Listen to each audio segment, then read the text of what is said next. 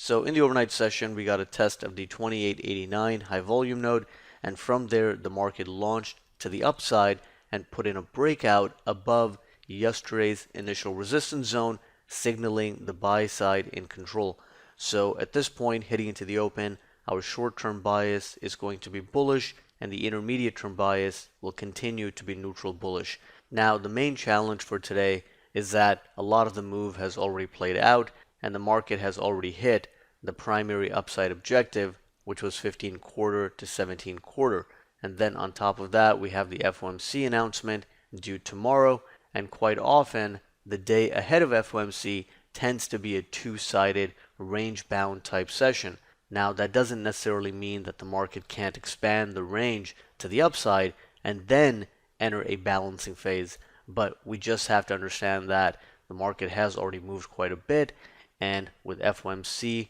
due tomorrow, we just need to be mindful of the range potential and make sure that any trades that we're taking have sufficient reward to risk. Now, the short-term bias is bullish, so as long as we're not seeing any major warning signs like a rapidly declining AD line or the tick holding below zero, our focus is going to be on long setups, and we are going to exercise caution on any short setups that may present themselves today. On the downside, we have pre-market support at 2907.75 to 0975. It is the more aggressive area of support, but if the buy side is going to maintain firm control and continue heading higher beyond the initial resistance zone, then buyers could be active as early as 0775 to 0975. Below that, we have the initial support zone at 2900 half to 03 half, and that marks the 3-day balance area high and the overnight breakout area.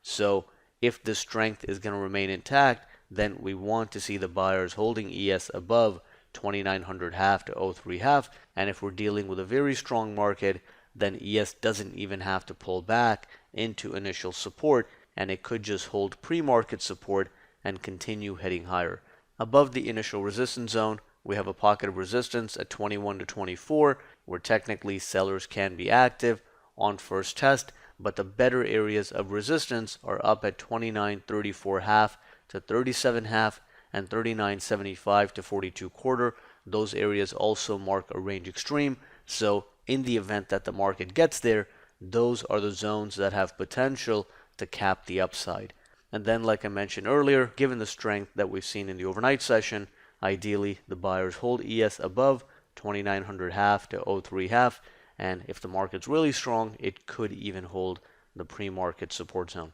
So that is the market context heading into the open. Let's see if the buy side can maintain the strength and control that we've seen here in the overnight session, and we'll take it from there.